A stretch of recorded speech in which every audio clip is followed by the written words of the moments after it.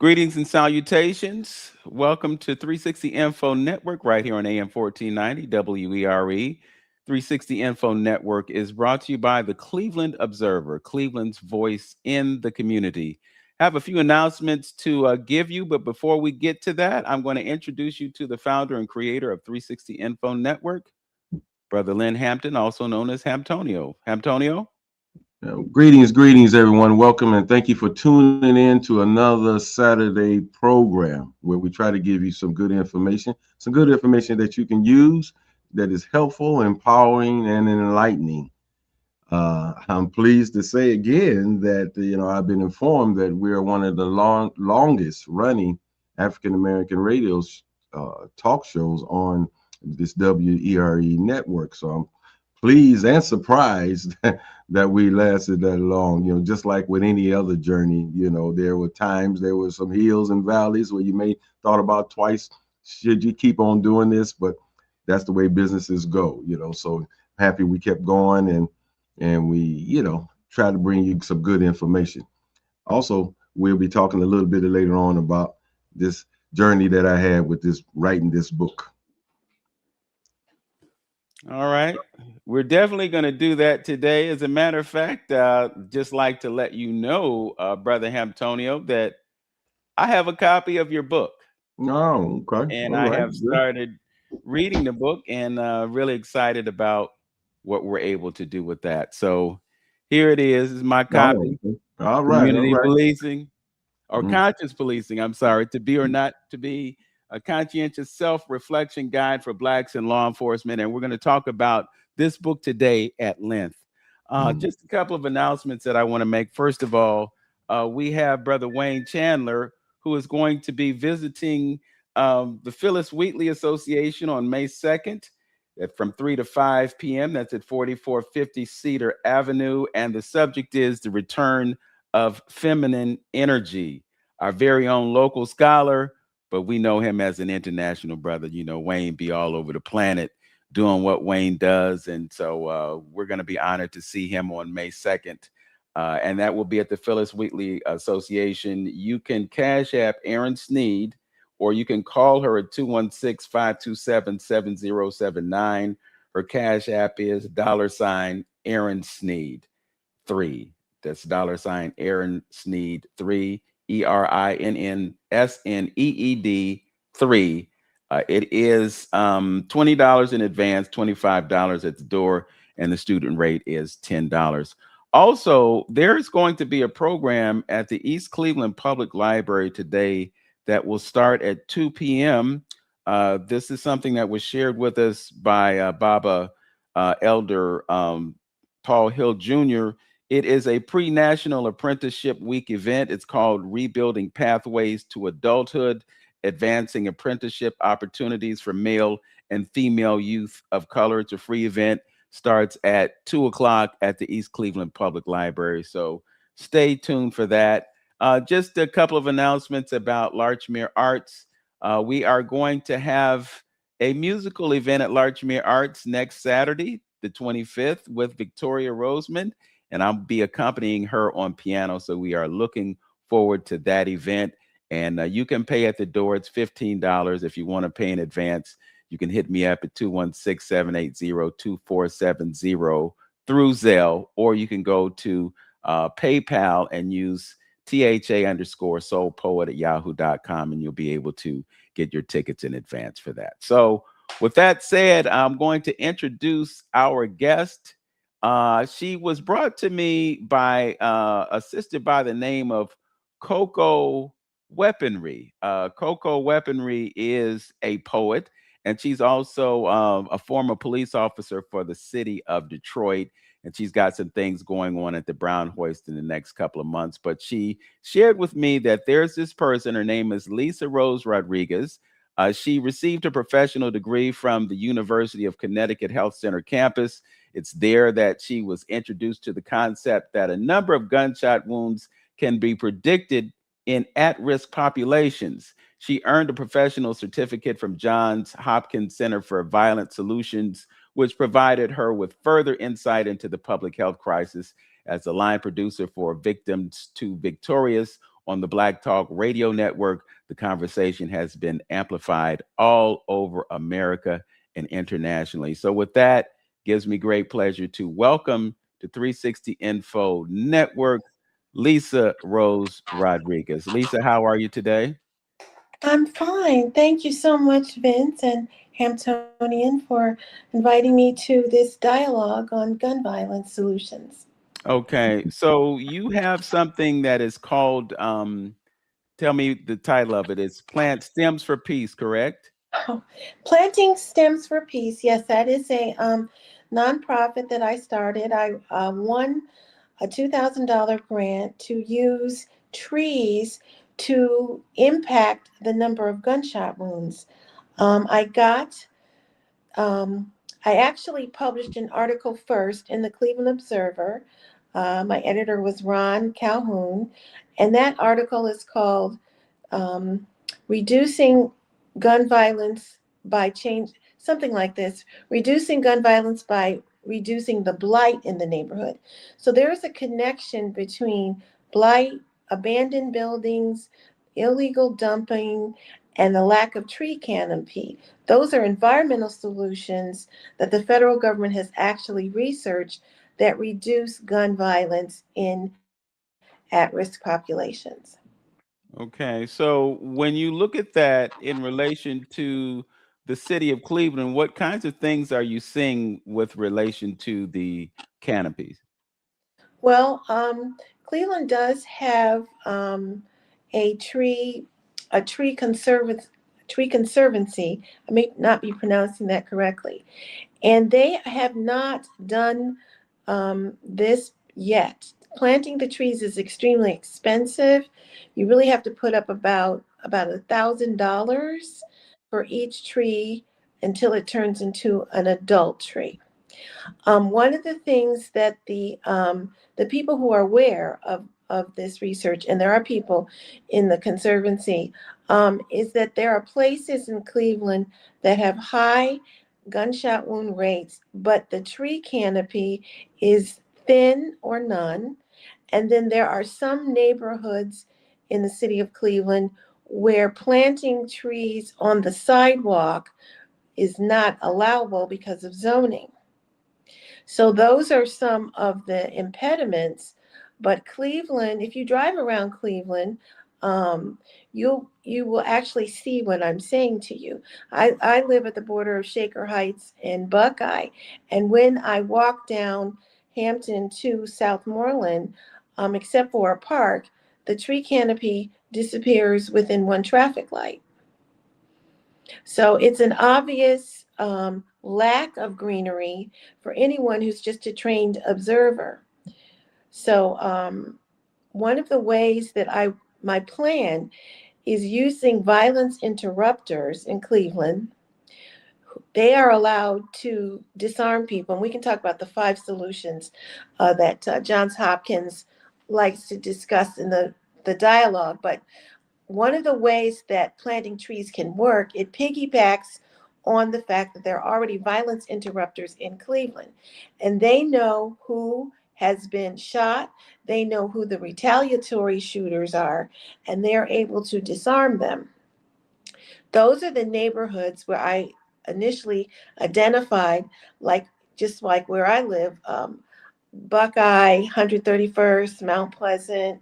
Um, those are some of the neighborhoods. So they can identify the victim and who can potentially become a victim, and they can disarm them. In my in my proposal, you would take those same people and have them plant trees in that neighborhood and clean up the blight. This was first done in Philadelphia about 15 years ago by now. And what kind of result did we see from that effort?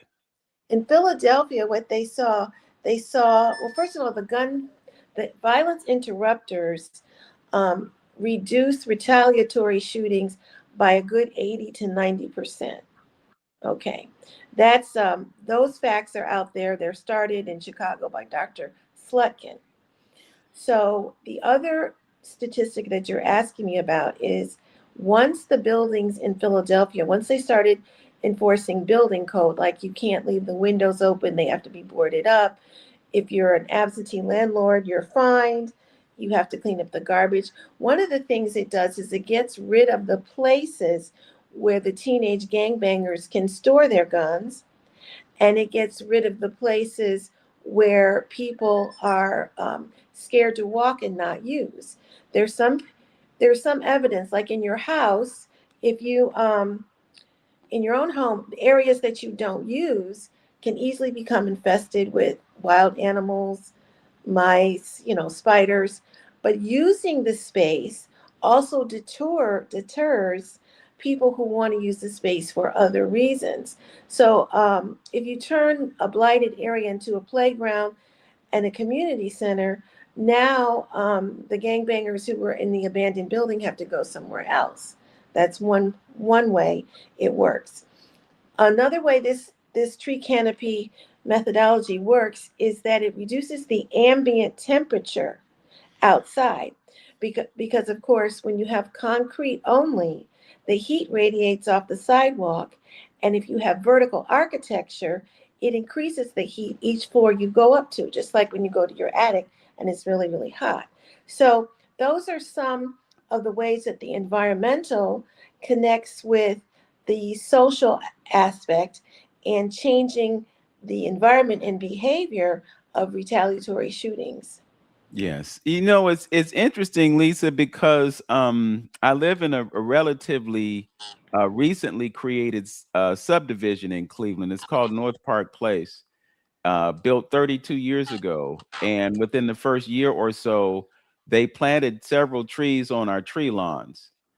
Since I've been in this house for 32 years, three of the four trees that were planted were actually all of them, all four trees are down. They they fell, they were improperly planted, they raised the sidewalks. And so I was just wondering why the city would not choose to replant those trees or maybe plant a different type of tree based on what you just shared. If there is an effect of reducing the temperature and the reduction of the temperature has an impact on reducing gun violence, I think that should be a very high priority measure. Can you talk about what traction perhaps you have gotten with the city of Cleveland with regards to an initiative like this? Well, I was invited by, well, first of all, the current police chief, Dorothy, is that's what I call her. The current police chief actually participated in my first program about it, which was on Zoom. But her predecessor asked me to come and deliver a white paper for the police department and the previous mayor. None of that transpired, and so you're inspiring me, Vince, to be more assertive and contact them again. But when the current police chief participated in my program about reducing gun violence by changing the environment, she was somebody who believed that gunshot wounds were not predictable. And in fact, that's how you opened up by introducing me.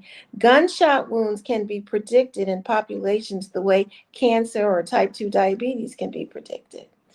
And I first heard that, I probably heard that 30 years ago. And it is not random. So the public health solution for gun violence treats gun violence as an epidemic, as a social disease with physical ramifications. Okay. So I'm just thinking about money that has come to the city of Cleveland through the American Rescue Plan Act.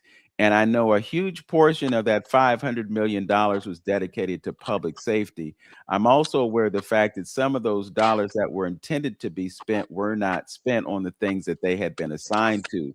Do you see any room within the funds that are available for addressing public safety to dedicate to a program or an initiative such as the one that you're raising? Well, when the city of Cleveland under Mayor Bibb got the $1 million, they appointed a woman who had been running a different model of violence interruption. She was running peacemakers for Boys and Girls Club.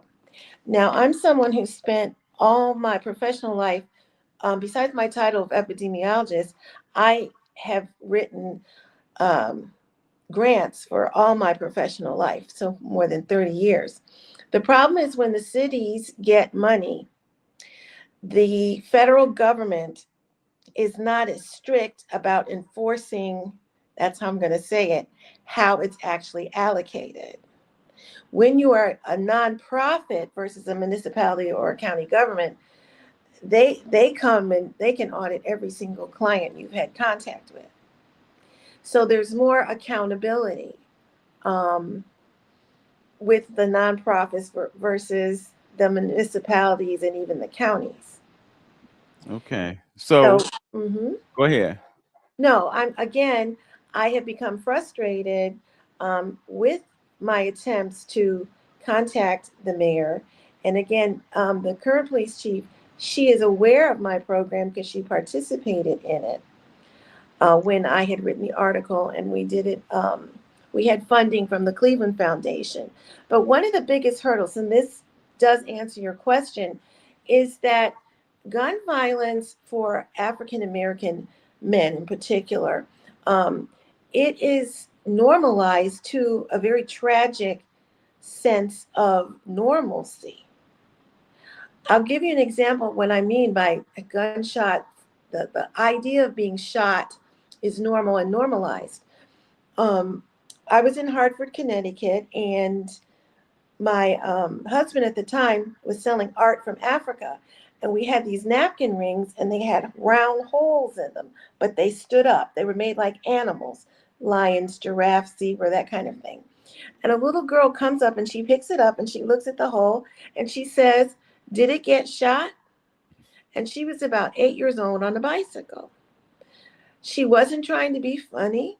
She was asking a question based on her experience.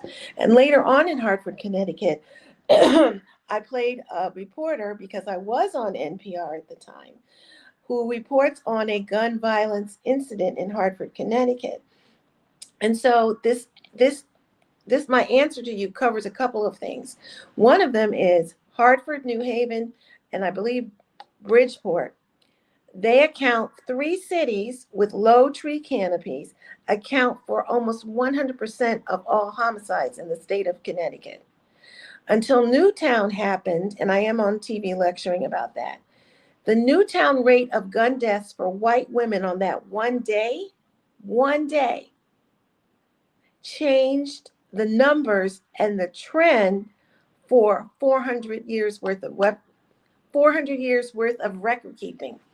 Since 1600 and something, it changed that one day of female gunshot wounds. In Connecticut, you can go years where no white woman is killed from a gunshot wound. And most of the persons who are killed by guns are young Black men. Right. 90% of all homicides throughout the United States of America include African American men. Now, the Latino groups, sometimes they're a subset depending on how you count. Like, I identify as Afro-Latino, but I'm clearly Black. So sometimes that's what we call couch data. It has to be teased out. And there are differences in the Spanish-speaking populations.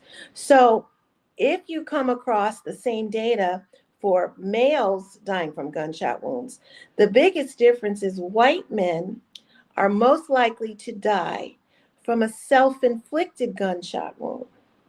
And they often use a long gun, which is a little bit tricky.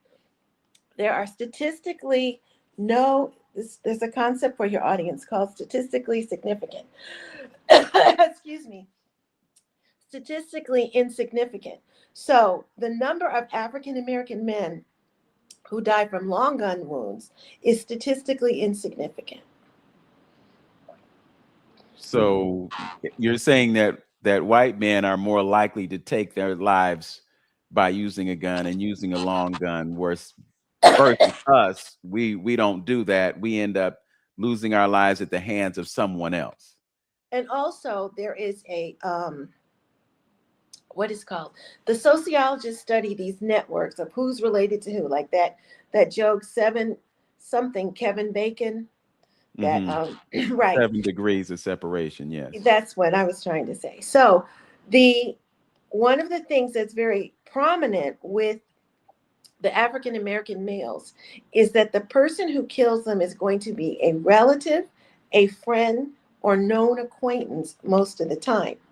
Now, a lot of police officers focus on the gangbanging violence. If there's not a gangbanging war, and I've interviewed thousands of Spanish speaking gangbangers, Los Solitos, Latin Kings, if there's not a war if they're not beefing between each other, the difference is if you take out the gangbanging and you take out the retaliatory shootings, you're still having what my father called Ray Ray kills Daquan over some sneakers. You still have that in the statistical base. So the friend acquaintance homicides still will occur and have been occurring without the gangbanging. Okay. So you just have folks out there killing each other, and unfortunately, it's us killing each other. Um, I don't know. It just seems kind of frustrating over a long period of time that we would act as our own exterminators, but that's kind of an American reality. I think the real critical issue, Lisa, is what are the conditions that lead us to killing each other? And I think when we look at what's going on in terms of policing, it's always reactive and it's not preventive. Just a few more minutes before we conclude, but I just wanted to get an idea from you about what those ideas are for, as you put it, protection and prevention.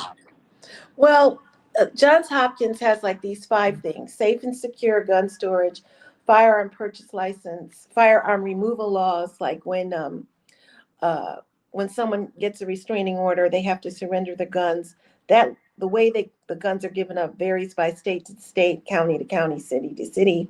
Um, I know here, my neighbor, I saw the sheriff remove the guns when a protective order was filed against her. Community violence intervention is another thing that Johns Hopkins mentions, and I mentioned that before. There is a program where people who are at risk for suicide register. I believe it's in North Carolina, and they are not allowed, it's a volunteer, to ever purchase a gun unless their mental health state changes. But Okay. that's self-referred. And so self-referred data it's questionable because you can never see what the person is really doing. Like when I've interviewed people about HIV/AIDS behaviors, I never could watch them have sex, for instance. And that might seem, funny, haha, but the truth is some behaviors are simply self-reported. Now, gunshots out in the street are not secret. They're out in the open. But one of the ways I'm looking for, like I'm not looking for the gun, surrendering your gun, changing the licensing. I would like to see what kind of prevention starts with changing the lot in life for Black and brown men. And one of the predictors of that type of behavior is not having a high school diploma, believe it or not. That is a predictor. Not having a father in the home is a predictor. Having a teenager for a mother, it's a predictor. Now, some people are listening and they say, oh, I had one and that didn't happen. No, my father was born when his mother was 17 and she was his second child. And he retired from the post office in the Army. So, no, it's a predictor is an aggregate. So, if you clean up the environment, and you get high school diplomas in there, it changes who's willing to commit the crime.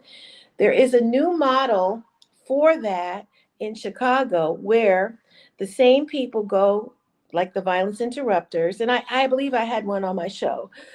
The violence interrupters identify people who are at risk, and then, if they agree, they come to a site and they fill out a job application. And they get a good job with training and factory. And their rates are maybe they're 1 digit. So Okay. they've changed the economic status.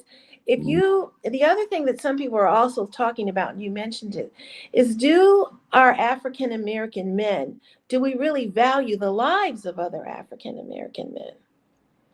And if you don't, you're very likely to go ahead and resolve a conflict with a gun. So some people, and in my larger project, we also introduce de-escalation techniques. You know, if your white sneakers are stepped on, can you step away and don't come back and lay in wait for the person? I mean, getting angry over stuff that doesn't make sense, but makes sense if you're trying to prove machismo. And there's an over performance of machismo in African American society. I think that's fair to say, especially if you watch hip hop videos. Now, I listen to it, but is everybody really that rock hard? And is it really okay to be strapped with that 9mm in your waist? And that's another thing. It's the secretion. I mean, it's the secrecy of having a powerful weapon that you can put in the jeans of your pants. You notice? Yes. So that is another thing. It's too easily concealed and too portable. And one thing that you don't see, Vince, is you really don't see very many African American people killed by guns in the home, which is actually the number one cause of death for children. But when you look at who gets shot that way, it's not us. Interesting. Mm-hmm. Hamptonio, you've been listening. What are your thoughts about what has been shared before we break? Yeah, well, I don't know if I can do it in a few words, but I think it's interesting. I would definitely like to see some data in it, but I think it's a combination of a lot of things, and it's just interesting to see how, which we talk about nature and environment all the time, on how it's related to us as human beings. So I can see how that can play into the whole effect of gun violence and things like that, because we know what happens, at least in the Cleveland area, when it gets warm outside and things like that. We can see how activity picks up, and that's naturally through the sun. But I would also like I say, all those things, it's just several things I think play a part with that. When we always talk about culture, with a holistic approach, or your music. You touched on that a little bit, and also the food, and the media. Those all are contributing factors, I think, as well to the violence, and that's why we, as a community, have to take control of the information that is coming into our community. We should be. When I was talking about trying to do an image program, a positive image program, the next level of that was going to the FCC and controlling on what type of things are being said and played on the radio, because all of that is an effect. We talked about that 440 hertz situation when we're dealing with the music is concerned. So it's all a factor, and we have to be aware and educate ourselves on the factor, and so we can do something about it. Those things are playing out, and without any resistance. They're running rapid, and people doing what they normally do in reference to those things, and it's promoting the violence. So we as a society, we got to do better. We got to do better on what's being played, what's being put it out there, and see the holistic approach on how that affects the food, the music, what you see, what you hear, the culture. All of that is a factor, and we have to do something.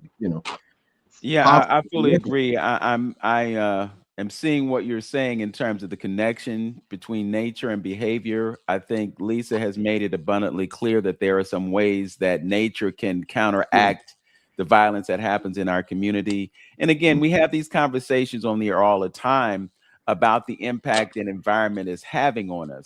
In the cities, concrete jungles. We've got industry in proximity to our neighborhoods, and there's toxicity that happens as a result of that. I think it's clear that we need more trees. I know that there are tree planting programs in some areas of the country, and I think even here in Cleveland, there's that idea If you look at a city like Cleveland Heights prides itself on the abundance of trees in their neighborhood. So yeah, we need more trees, we need fewer pistols, and we need more paintbrushes. I'm going to leave it there. Uh, Lisa, you have opened up the door to some very interesting conversation, and I'm excited about continuing to have this dialogue with you. I'm going to have some opportunities for you on other platforms so that we can continue to have this conversation and monitor the progress that you are having with your initiative. Is there any information that you would like to share with our listeners in terms of ways that they can support you and your mission before we conclude? Sure. Please visit my LinkedIn page. Make sure you type in the hyphen Lisa Rose Rodriguez. I have a couple of articles up there and some links to other media that I've done. And I just want people, like some of my public health people on LinkedIn, they are in my same camp. So they support me with messages and likes and subscribe and things like that. But yes, visit my LinkedIn page, and you can see how this idea of changing their environment is going to get more bang for the buck than trying to disarm every individual who you may think wants to use the gun inappropriately. All right. Lisa Rose Rodriguez is an epidemiologist. Her program is Planting Stems for Peace. We're going to have more conversation about this in the very near future. Much success to you, and continue to keep up the fight. Thank you so much, Vincent Hamptonian. All right. We're going to step away for just a few moments with this message from the Cleveland Observer, and we will be back to talk about conscious policing, to be or not to be. It was written by somebody by the name of L.C. Hampton, who happens to be Brother Hamptonio. We will be back with more right after this. Cleveland has stories worth telling and voices that deserve to be heard. That's why the Cleveland Observer is proud to sponsor 360 Info Network with Vince Robinson and Hamptonio on AM 1490 WERE, where truth, culture, and conversation come together. Each week, host Vince Robinson and Hamptonio open the door to powerful discussions, from the arts and community history to the issues shaping our neighborhoods today. And the Cleveland Observer is right there with them, shining a light on the people and movements building a stronger Cleveland. Tune in to 360 Info Network and visit cleobserver.com to read, watch, and share more stories that inform, inspire, and unite our community. Because together, we are Cleveland's voice. Cleveland's voice in the community is the Cleveland Observer, doing great things in our neighborhoods and raising consciousness about the issues that affect us in Cleveland. So we have a book. It's called Conscious Policing, to be or not to be, a conscientious self-reflection guide for Blacks in law enforcement. You put L.C. Hampton on here. You may have thrown a curve to some folks who don't know you by that name. But I wanted to give you an opportunity to talk about that book. And I think that it was your intention for this to be the focus of the show. So thanks for your indulgence. And let's talk about the book. Yeah, it's it's something that people had a little bucket list. So it was one of the bucket lists, and as we look at it as a African American community, if you really take a good close look, the criminal justice system or the justice system plays a major part, in our society and how it affects the African man. Just think, look how far it goes back. He was stolen. A lot of us were stolen and even come over here. We talking about injustices there. When you got over here, how you was mistreated, how even the police was in on hangings and lynchings and slave patrol and everything. So, and even today, all the people that, has been locked up, falsely locked up, because they don't have the dollars to pay for a good lawyer. So they out there plea bargaining against crimes that a lot of them didn't even commit. But the prosecutors, are convincing them to plea bargain to certain things just because, hey, well, if we go to trial, You know, you got a chance of doing 10 years. So if you say you did it, we can get you out in 2, you know. So I'm saying the justice system has played a major part, you know, in the African American community. So with that, with me going into law enforcement, which I, you know, on this show, I rarely even kind of talk about it a little bit.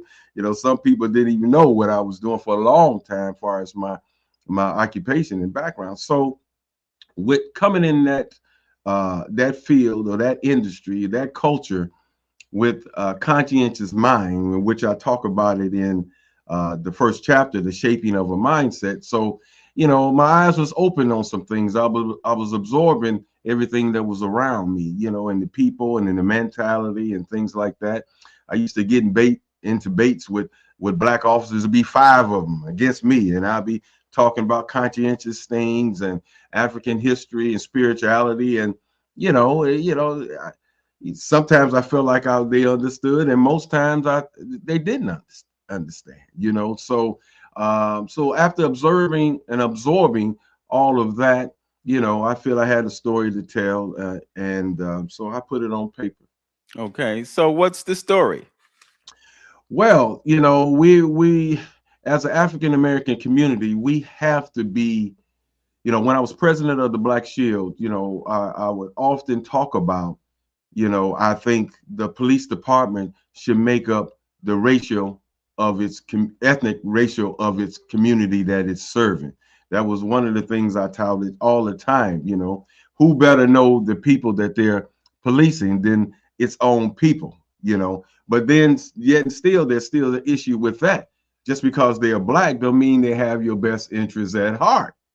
Because how many times have we talked about and said that it was the black officer that treated me worse than the white one did? So I had to look, okay, where is that coming from? Where's that energy coming from, and why? So are we falling victim, just like everything else, to the institutionalized behavior of that culture, of that police culture? So with that being said, our community suffers yet again, you know, and it blossoms out to a problem, to the whole gun violence, the mentality, and that relationship. So let me follow up that question, because you brought up a vital issue when you talk about the composition of the police force mirroring the composition racially of the city. Mm-hmm. Having been on the air as long as we have, I know that there were times when recruitment of officers came up, and I'm sure that you were involved in efforts to get more African Americans to join the force, but it seemed to be a challenge. Can you talk about why perhaps we're not willing to go into law enforcement with the attitude that you had, that you talked about last week? You know, you said that you came into the police force because you wanted to be a public servant. But sometimes people might join the force because it's going to give them power and it's going to give them a paycheck. So the That's paycheck correct. and the power, but no compassion. That's So right. can you talk about the challenge in recruiting officers of color? Well, again, you know, the major challenge that I would say, and it's along with white officers and black folks, getting officers with the right mindset and understanding. Right now, they're trying to implement a more community-minded type of recruitment going on. See, we as a community, like everything else, we're sitting on the sidelines all the time, you know, and we need to be more involved into the and demanding a better selection process for the type of officers that we want governing and policing our community. We're not involved in that for the most part, you know, and that should be vital, because what can the police do? You know, they can take away your freedom, you know, kill, you know, call, you know, death and everything. So that's a vital issue in our community, especially based on the history and the relationship that police had with the African American community. So, you know, I don't think it's been touted enough of the community being involved. Just a example, even like with education. You know, some cities have the community as the board, on the board, and kind of dictating policies about education and things like that. Same thing with the police department. We should have people in that is here we are, majority of this city and we're not as involved as we should be in the selection process. And so many things that happened, you know, when we had decrees back in the 80s and stuff, and 90s when I came on, the consent decree of getting more African Americans, but it was a struggle. It was a struggle, and they did all kind of things to forward that and jeopardize that process. By me talking to some of the older heads that was there on the department, you know, and now by looking backwards, they purposely, to hijack that process, they purposely would hire African Americans that they knew wasn't qualified to be a police officer, just to point the finger and say, see, y'all making us getting these DEI people and they're not qualified. You see, but they purposely did that to jeopardize the program. You see, all kind of, I know police officers that was told in their face, you're not getting on this job. And they would go through all kind of physical, all your eyes ain't good, or you're too short, or you to this, or you to that, you know, and they never reached the level or percentages that the court said, you know, that should be on the department. We stayed around 20-something%, you know, and never reached that you know, that level that was comfortable. And that was one of the things of the Black Shield, you know, forever running, that they try to do as far as recruitment is concerned, but we never reached it. Mm-hmm. You know, it's interesting when you talk about some of the reasons that they would disqualify someone for being on the force.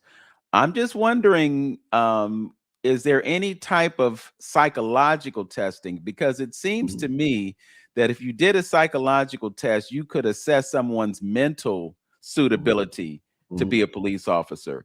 You wouldn't want someone that's a narcissist to be a police officer. And I'm sure that there are ways that you can psychologically test people and find out what their inclinations are and identify this is not a good candidate just based on, for instance, the young man who took the life of Tamir Rice. Okay. The Cleveland police officer who was deemed unsuitable for other departments and ended up working in Cleveland and doing what he did.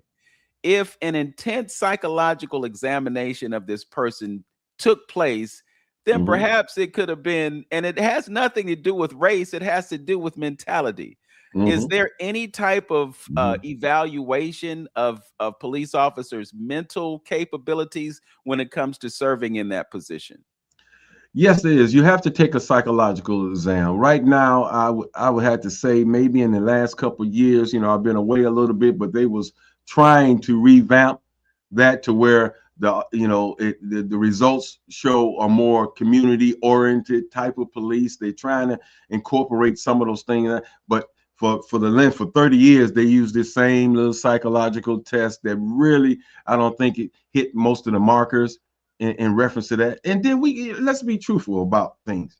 You know, when we talking about police, a lot of those particular situations is who you know and who knows you, you know, and that's just like any other industry. You know, you got people, when we had the 137 shot situation, you know, and one of his excuses for that, you know, was he had a flashback of when he was in the service, and he, you know, he just went off a little bit, you know. So how many this being in the military is a good segue for being a police officer. So and some of those people has been in combat, you know, and did some things. So my question is, how, you know, psychologically equipped are they to be a police officer?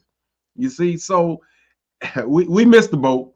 For a lot of years, when I talk about it in the book too, they didn't even teach cultural diversity for a long time. When I first came in, we did, then they stopped it for a good 15 years or so.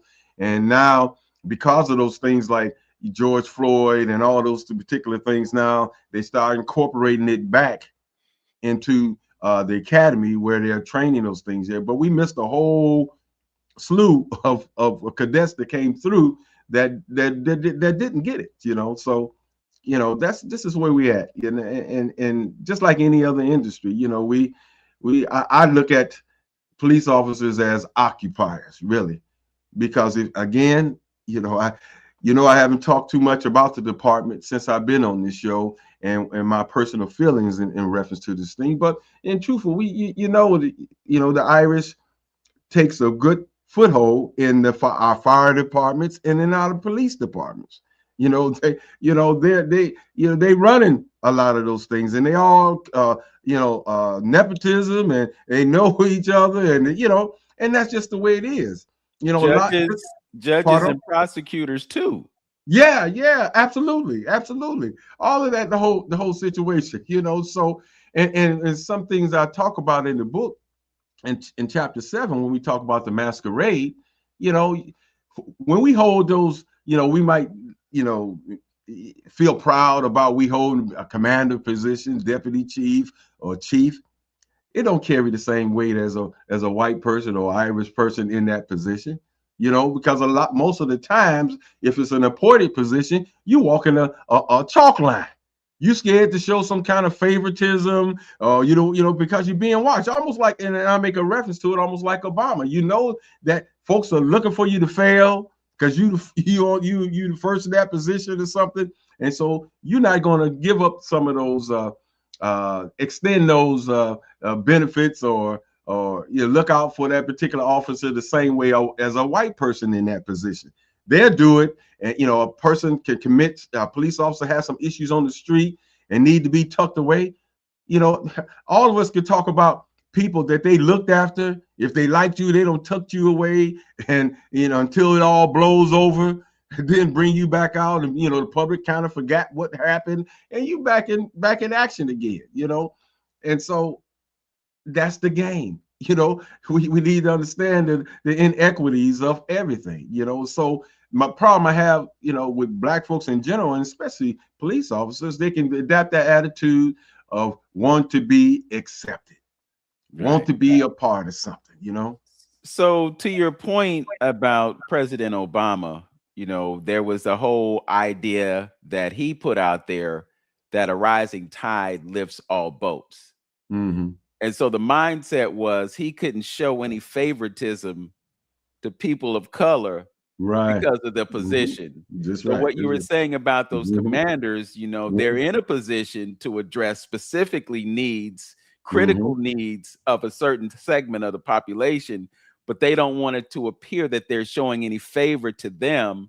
So what ends up happening is, they're more violent, they're more deliberate, they're more demonstrative about showing, I can lock up some Black folks. I don't have any affinity to them just because I have this position. Absolutely. It has to run deep like that. Look at people in their own industries when we come to those management foreman positions and this, that, and other. They're strict as, they're hard on they're on their own kind. And it's unfortunate, that it's that way, and I believe, like, far as the police are concerned, when you might have somebody that is a whistleblower or want to tell the truth or stand up because of an issue that they see is not in the best interest of the community, now here's when we come in. We as a community have to back that whistleblower. That you can't, being the police can be dangerous. We've seen stuff like Serpico and these other cops who stepped out on their own against this, then take the payoff and all that stuff. They set you up for something, call you go to a run and, something happened. He got ambushed. You can get set up like that. You know what I mean? And so we as a community, when you have somebody speaking the truth, whistleblowing about some stuff, we as a community have to rally behind that particular person that is speaking truth or making things people aware of some stuff. But because we are not culturally sound, I'm back to culture again, because we're not culturally sound, and we are non-supporter, we all individual. Well, we'll speak a good game. Oh yeah. But look at those ladies down in Atlanta. I'm just giving a small example that Trump's people trotted on and threatening them, and because they thought they was doing something with the ballots, and them two females down there. It should have been guards around that house, protecting those women, to be taking shifts. But we let them out there by themselves, bone dry, having to deal with it. What about when the policeman shot the one guy in South Carolina in the back, and the brother was right there afterwards, seeing the officer put the taser or something, the gun or the taser next to the guy laying on the body, and we'll jump on it. Why didn't you say something about that? But what would happen if he would go out there and say something about it and tell the truth? This man in South Carolina by himself, his family getting arrested. Threatened, and he got to deal. He got to walk that path by himself. So that's going to make him think twice about saying something. Now I'm out there. Yeah, I stood up. I was strong. I told the truth. But now when it comes to the reality, your kids getting threatened, your wife getting threatened, you getting threatened. You getting phone calls. And if something happened to there's no protective force. The people got to see that other folks got your back, and we watch it. What's happening? That's where the community plays in. I'm thinking about a case that happened here recently that has gotten very little attention. An artist friend of mine by the name of Mary Kay Thomas has a grandson who was shot in the back by Cleveland Heights police officers. He was executed, basically.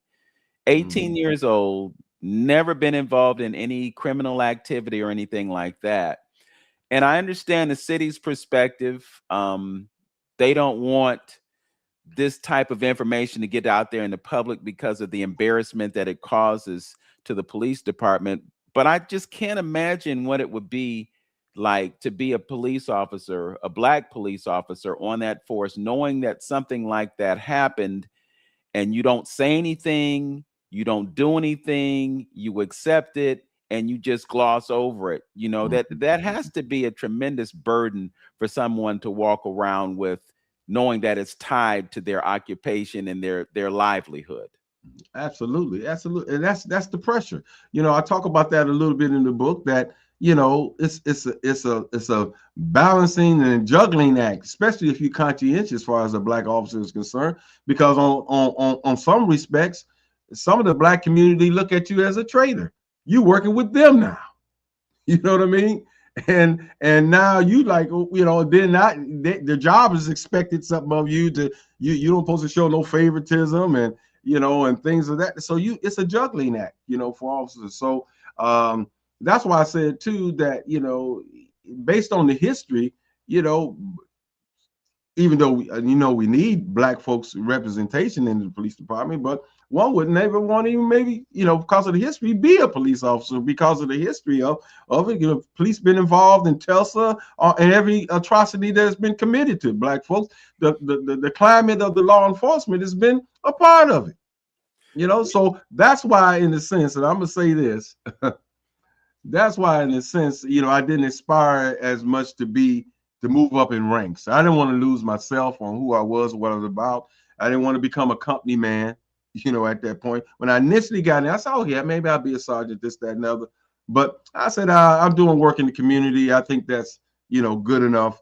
And, and try to show some compassion to people in the community. I don't think there's anyone out there that can say anything that I ever treated them nasty or bad, even folks I had to arrest, because I brought to them, dignity. Like I said before, if he needs this, he got to give him that. You got police officers just be nasty, just to be nasty. Hey man, can I at least give my keys to my friend, to come? No, get your button. What is that? Why is that necessary? You know what I mean? It ain't doing anything. Let the man, this lady needs her car to do this or to do that, or he needs to give her the keys to the house, or just simple little things. So basically, I stress to in the book is that if you have an opportunity to do something, that is helpful, then do it, because you working firsthand with these people on the street. So you the first contact, or you is the contact. So if you have an opportunity to change the complexion, how people look towards the police, and do something that is positive and helpful, then do it.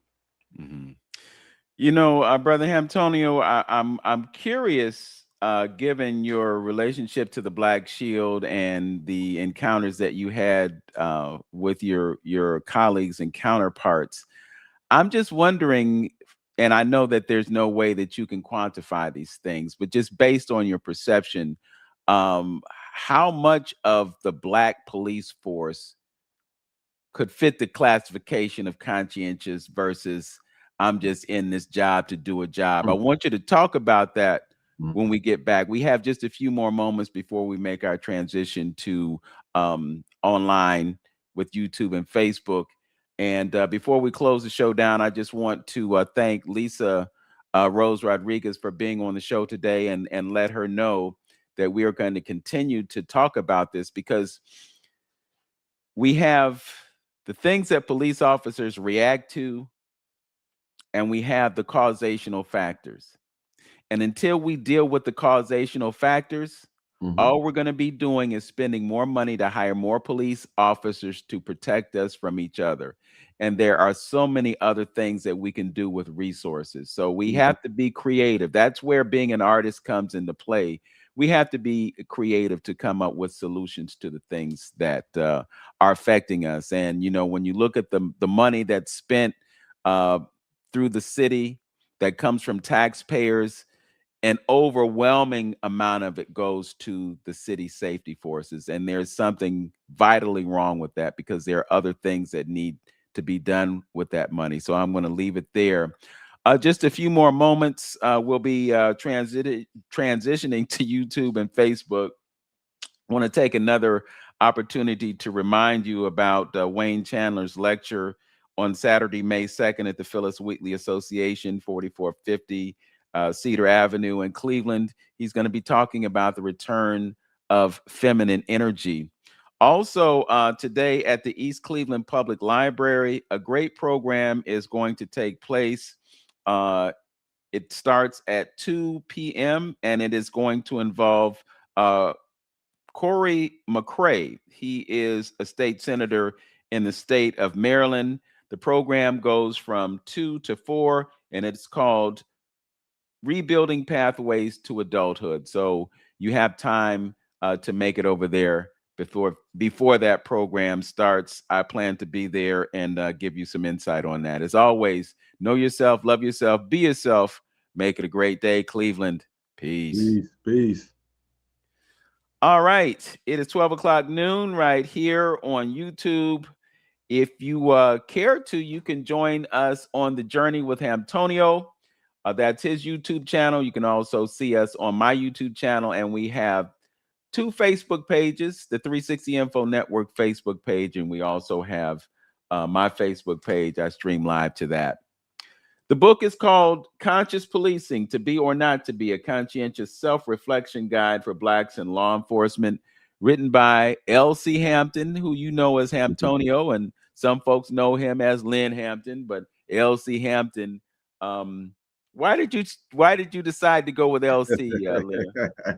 Well, I don't know. Just like I with Haptonio, just a tag name in case I decided to write some more and just to brand a new name. That's all. Okay. Yeah. All right. That's right. And I don't know if those. I've been having issues with my YouTube channel, so I don't know if people are being able to catch the show on that. So go to Vince Robinson if you didn't catch it on my stream. I've been having some issues trying to figure that out. But anyway. Yeah, so your question, repeat your Yeah, question. I wanted you to talk about your perception of the proportion of conscientious officers of color on the Cleveland Police Force while you were there. Well, I think it's because of the age of information. Maybe these days it's getting a little better, with some folks. I remember when I first came on, I was, like I said, I was an adult and defined on who I was about, and what I was about and who I was, and so I would come in, and get dressed, after work and come walking out with a kufi on my head, and a lot, some things was going on in Lukey's Park. They was having the Sinai Festival and African drumming going on, and some of my co-workers would see me on stage drumming, in African. So they didn't know exactly how to deal with me then, and I could see. Let me say this: I would see that a lot of a good portion of the African American officers are really caught up into the system, meaning that they, as far as dealing with African spirituality, and dealing with some of our great Black African scholars who come from a different point of view and research. I don't think they were subject to that at all. You know, a lot of them wasn't, you know, at all. So I would be bringing up those things. And that was one of the major frustrations in talking to a lot of them at that time, because just like we do, we would have opinions about things that you never experienced. They never read any of the information, never been to Africa when I'm telling you about certain things, but they always got an opinion on something. And they would always bring me back to what they have been taught in the schools or what they read in the Bible, and never had an expanded consciousness to look at that maybe there's something else out there. Just because you haven't heard of it don't mean that it is not true. So they wasn't open-minded at that time with, you know, seeking some other sources and resources for information, you know. So I found myself battling them and trying to get them to look at this thing in another way. But like most of the African American community, we you know, we deal with the Stockholm syndrome and everything else, and we caught up into this particular system. Mm. Well, you know, it's interesting what you just shared with us is kind of a microcosm of a broader macrocosm. You know, when you think about folks in the entertainment industry, for instance, I'm speaking specifically of rappers. I'm also talking about athletes who come into a whole bunch of money, but their life experience never really exposed them to what their cultural identity is. It never really shared with them, you know, our history, you know, because it's left out of the education process. We don't grow up with a sense of identity so that we could walk into an occupation and bring that as part of our wheelhouse. You see, so when you have those conversations with the brothers who never heard of Asa Hilliard, don't know who John Henry Clark is, shoot, they don't really even know Carl and Lewis Stokes and what their contributions to the city were. Because they're not students of history, they're not students of culture, and they're not connected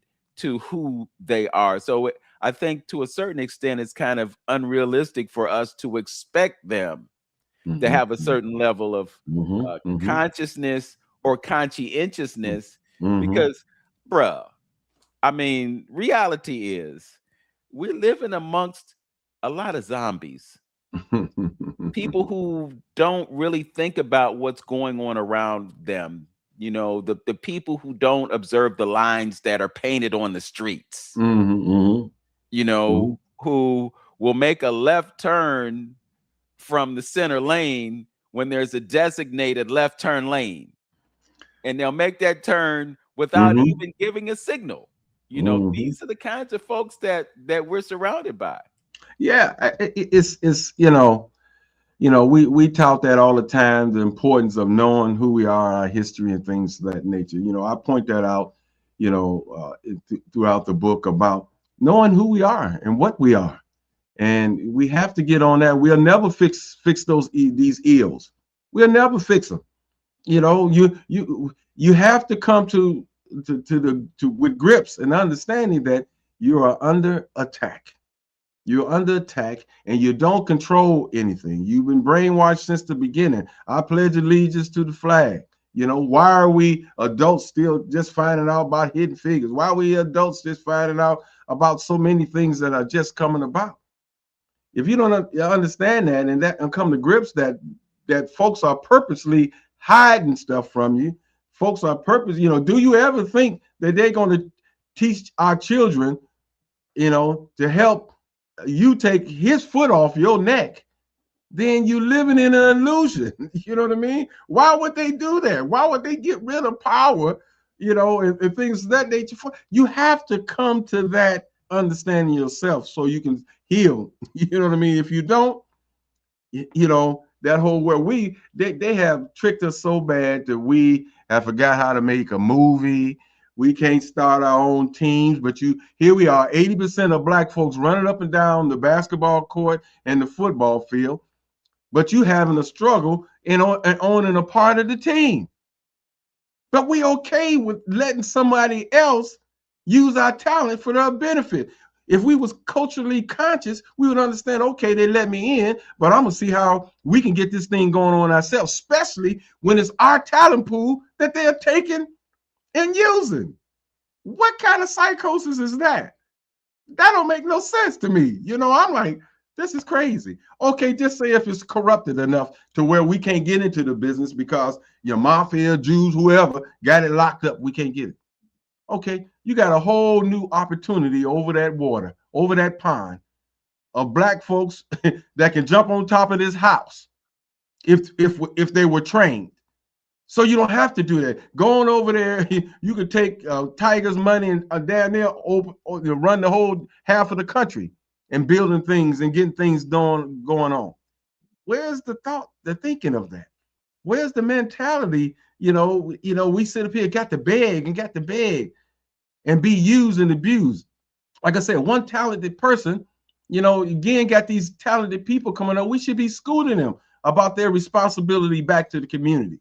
We should, you sit here, you school them, and they got, they're talented and they have a good shot for the pros or things like that, but we sending them to Duke and all the rest of them. So now they become NBA players or football stars. Now all these 5 families or so is all blood sucking them. His publicist, his accountant, his banker. All these families are living great off of our talent, as usual.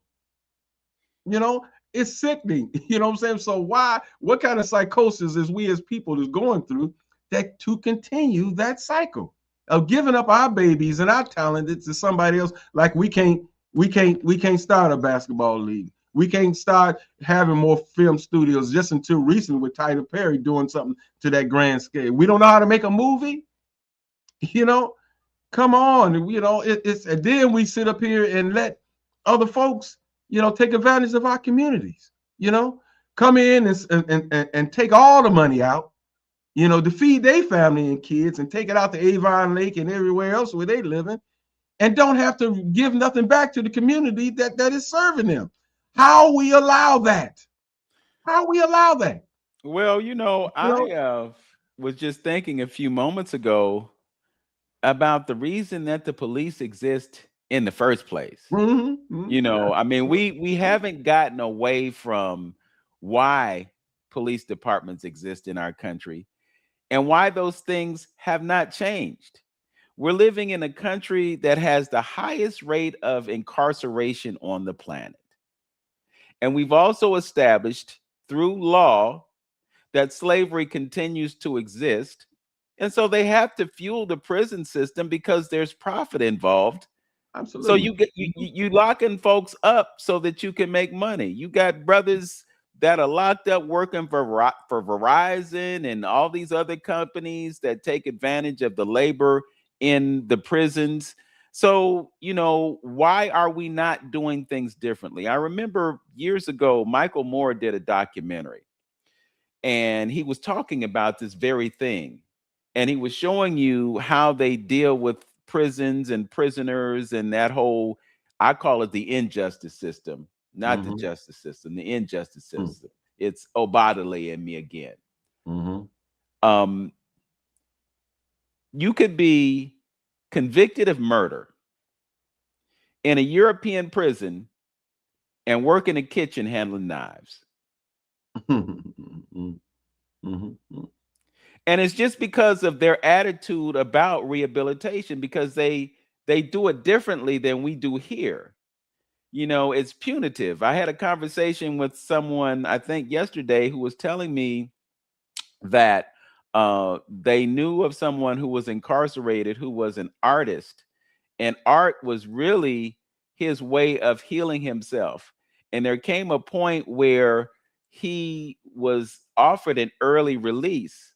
And he didn't take advantage of it because he wanted to continue his involvement in the art process. And I know this is kind of away from the subject, but just the idea that someone would be incarcerated and could apply themselves to art and make a choice to stay inside and keep working on his art. But when I thought about it, it was like, okay, well, if he's inside, then he's being taken care of. So he's got his 3 hots in a cot or whatever.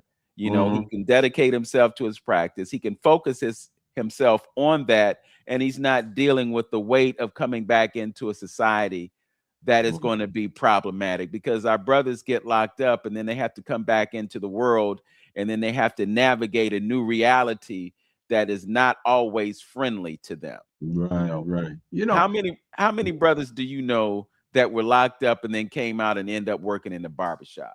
yeah, you Yeah. know, it's a cycle that we're dealing with, and see, we got to come to the understanding of, you know, and I know it's mental. You know, you got to depend on the same people that is, you know, doing all kind of things to you for your survival. You know, and I talk about that in the book. You know, so it's chapter 6. I talk about it's the title of that chapter is called "Follow the Leader." Really, you know, and if I'm gonna follow somebody, they got to show me vision, morality, you know, something that I want to follow and take my family on that particular journey. Just say, I give the example of a preacher. You know, if I'm gonna become a member of this church, I want to check all those things. What kind of vision is he trustworthy? Is somewhere I want to take my, you know, bring my family in, and you know, things of that nature, so it can cause some issues. So let's go to history. And let's look at the historical history of who we are following, the Europeans and things of that nature. Have they put a society together that worked homogeneously and worked to the point to where the least of you are taken care of? They put a society together that everybody, you know, is on the same playing field, or at least looked after. Do they have a history of ever doing that? Black folks have. You know, some of the scholars say Egypt was on one accord living from almost 3,000 years. You know, we have done that. We have put societies together like that. Think about all the contact that they don't have after they, like Carmenet said, after they took their show on the road. What did they do? Who are the people that they came in contact with, and who benefited from that relationship? Did any people of color ever benefit from that relationship when they took on those expeditions going around the planet? I don't hear anything about no great conflicts, no great wars happening at the seashores of these newly visited continents or places. You know why? Because most of those people of color let the strangers in. They let them in. If they was, you know, like that one tribe they talk about now, that they won't let nobody come and visit them. They stop them. They could have did that, because these people is at sea. You know, rations is only gonna last so long, and so we all let them in. You know, because we thought they was human beings like us. You see, so I'm saying that in that chapter, I give a history of, you know, hey, I mean, look how they looked at the animal kingdom, the animal population, going down in Africa, killing big old elephants, you know, taking the tusks. Africans scratching their head like, what's wrong with these folks? You know what I'm saying? You know, they come over here, Native Americans, killing all the buffalo. The buffalo was very useful to the Indians. Most of these indigenous people, what do? They prayed before they killed, not just sport, just going around doing. So I'm saying, this is the history that you following, that you are dealing with. So why would we want to be so defensive and you know of this particular society? And then we got to talk about how they treated us. They, you know, some white people themselves are saying, like, what's wrong with you black folks? We done did everything under the sun, and you still kissing behind. I said it. Well, you're still not angry enough about what you have done, what has been done to you, to take any retaliatory measures. You know, it's perhaps it's, you know, like we talk about Stockholm syndrome or Yeah, whatever, yeah, but yeah. clearly, when you take responsibility for yourself, become self-sufficient, have land, have a connection to some type of cultural identity and understanding of who you are historically, we've proven time after time after time we can take care of ourselves, you know. But again, just revisiting the whole idea of what happened as a result of integration, and we stopped circulating the dollars in our communities, and we stopped employing each other, we stopped being totally responsible for our existence and handed it over to someone else. That's when things kind of fell apart. But I want to Yeah. come back to, Mm-hmm. why do we have police? And the reason that we have police is to protect the property of those who have. And it's property that is being taken away from. You know, if you just look historically and look at language, I watched a video yesterday that was extremely important, and it was about spelling. It was about spelling. It was about the power of words. And what they explained about the word government is government means mind control. Mind control. Okay. Just let that sink in for a minute. Mind control. Mental, govern, control, mind control. It talked about other things, you know, it talked about writing. Cursive. Well, cursive means that you can create a curse. So these words are used to control us in ways that we don't even know, and we cast spells by the words that we choose. Absolutely. Just like the word try. When people say I try, then they're not giving themselves the power to say I do, or I can, or I will. So they've already placed a limitation on their ability to carry something out just because they've created that handicap by introducing doubt. It's like the difference between saying I believe and I know. I know. Well, when you believe something, it may there's or may room not be for true. I believe it, you know. I believe, but when you know, that's what Gnosticism was all about, you know. But again, we have limiting beliefs because we have limiting behaviors just because of the words that we use. It's an hour-long video, and I watched maybe 20 minutes of it because there was a lot of redundancy, but they were talking about how after 1946 and World War II, they took etymology out of the classrooms because the young people were able to understand what the word meant and put it into a particular level of understanding that they weren't affected by the controls that would be exerted upon them. So they said, okay, well, we can't let folks know what these words actually mean. So they took etymology out of schools all over the world, not just in America, but all over the world, because the folks that are running things didn't want us they're know. undercover, hidden in plain sight, huh? Yeah. That's what it comes to. And everything is in plain sight. You know, we look at government and we say, oh, well, we need that. Or we look at democracy and we say, oh, we need that. But when you look at democracy, do we really have democracy? Our friend Lonnie Sloan, who was on the show a few weeks ago, put up a Facebook post, and he was just talking about voting. And he made some really good points about voting. You know, if we really lived in a democratic society, then the voting would have power. But everybody doesn't vote. You look at the presidential elections, we don't have full participation in that. You look at local elections, we don't have full participation in that.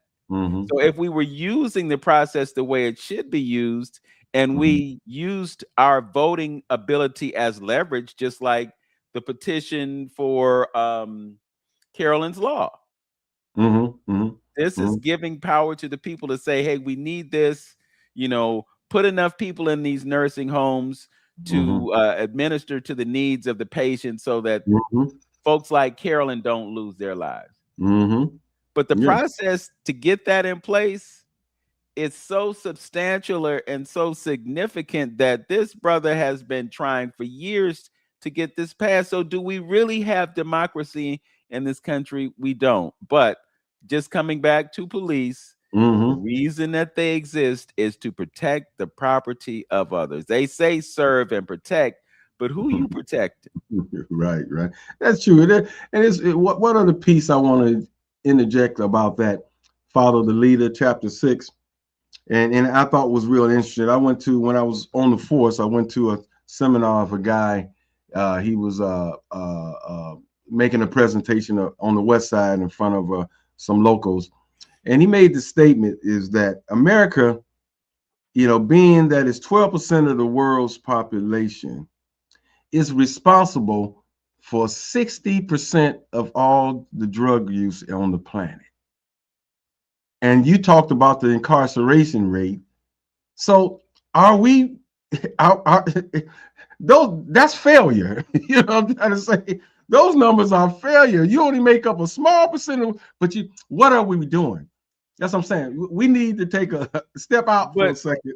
Failure for who, though, Lynn? Oh, yeah, right. It's success for them because for they have sure. That's successfully right. neutralized absolutely forces that could push against what they're doing to us. Right. And that's what I'm saying. This is the type of system that we are following. That's my point. There's no success there. You know what I mean? So, so it's all indoctrination and imagery. They got to be, they, like I say, they get you I pledge allegiance and all the rest of that stuff. And it's an indoctrination. And until you understand that, healing cannot take place. We all in. Most of us is all in, caught up in all of it. The basketball game, the football game, this going on. I'm going to this kind. We all up into that, and they are comfortable the way we are. Wearing green on St. Patty's. You all involved in it more than anybody else. All of that. So the psychosis continue. So and that's why that particular chapter. I wrote about following the leader. We just following the system, and we eventually gonna have to get to, which is the last chapter before the bonus chapter, is talk about the resurrection of a mindset. The first chapter I talk about the shaping of a mindset, which I go through my growings up. My journey might not be your journey, but it talks about how important of having some people in your household and your environment, talking to you about positive imagery, about who you are and giving you the confidence. And you got to see the psychosis that goes along. And I'm in the 60s. I'm 60s, I'm saying that where I'm 7, 8, whatever years old in the 60s and seeing, all the violence on TV committed towards blacks. My family is telling me about this. I talk in the book about how I was a little concerned about James Brown coming out with a song said loud, I'm black and proud. I thought he was a target at that point. That's how I was feeling.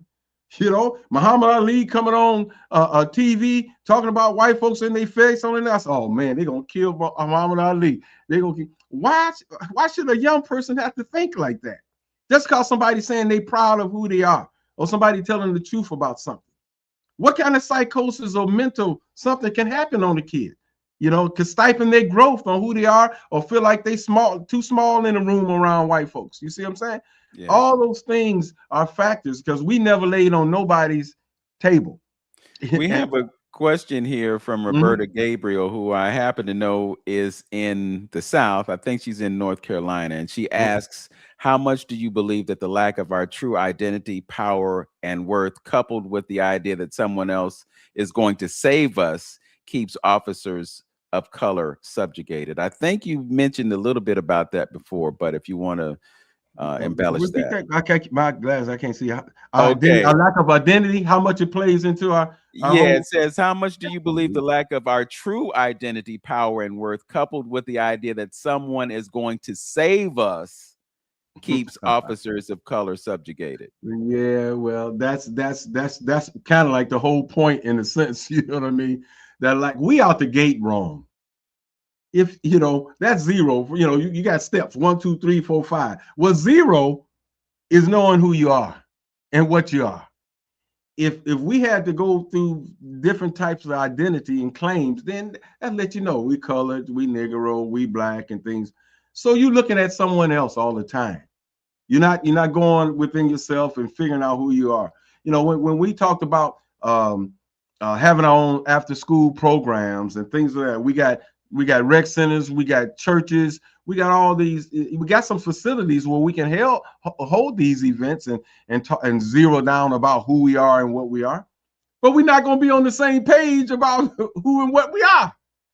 You go into church, you can't sit up here and talk about Amen, Himotep, and all the great pharaohs and this, that, and other. The pastors looking at you sideways. You better talk about Jesus. And when Jesus is up in here and all that, you're gonna have issues. You're gonna have problems. So that's why I talk again, of the culture and knowing who you are. And we got to, if we never address that, we're going to find, like you said, that identity situation as far as officers are concerned. They're gonna go with who's feeding them at this point. You know what I mean? Who's buttering their bread at this particular point, this job, and they're gonna go along because they don't have the good cultural foundation and background to say, hey, this is who we are, what we are, and I'm going to work out here in the best interest of my folks. It's all individualism, and culture brings that unity together. That's that cultural glue, and that's what we're missing. When I look back again at your career, knowing you as long as I've known you, I know that at a point you were involved in community policing, and I know there's a distinction between community policing and conscious policing. But during the time that you were involved in that effort in the Cleveland Police Department, did you see any progress? Did you see the idea of community policing as an effective measure? And this is in the face of the consent decree and a tremendous amount of criticism that the civilian review, and I think you were also connected to that as well. Have you seen any traction? Do you think that it's necessary to continue to have the consent decree in progress? And again, the other part of the question is, have you seen community policing as an effective measure? Well, again, when I was in the thick of community policing at that time, everything has to start from the top down. You got to have your superiors believe in it wholeheartedly as well for it to work. I didn't see that in the beginning because they kind of looked upon us as, oh, y'all ain't doing no work. Y'all ain't doing that. We didn't get the same resources. We didn't get the same, whatever it is that we needed to do our job, right? The same backing and things. Now, if we put something together, like we did a gun buyback program, getting guns off the street, we didn't get no help from the higher ups. That didn't come down from the safety director chief. We decided to put that program, but guess what? They came for some photo ops. After if it was a success, they came for the photo ops afterwards. You see, but it's not embedded. So since the onset of people rising up now and starting to push back to some of this unscrupulous behavior and things going around, it's almost like everything is always reactive instead of proactive. And that's how it's been all the way through. We responded to it now because citizens are talking a little bit more of it, and Black folks in the community say we want the same kind of justice that the suburbs is getting. You got some of those suburban police municipalities, the police is, when they go on vacation, they go into the houses, taking out their mail, making sure the newspaper is not on the front porch. Some communities may have them out there walking the dog or letting the dog out. So it's the community that dictates the policy on what type of police they want. You know what I mean? Because we're not a net community, we're not a woven community to where we stand up for something and got some people manipulate us anyway and how they want to. And they can give us that police and breaking our constitutional rights. Come here, stopping you for no reason. How long that was a part of the practice? That's in chapter 4, talking about, make policing great again, ? That's what some of them want. Where they're able to violate your rights at any given time. Now they feel like with this little onset of bad press and some people talking community policing because some administrators are getting pressured about more oversight and stuff like that. A lot of them feel like policing is going out the window. They're retiring early, leaving retirement money on the table because it ain't the same no more.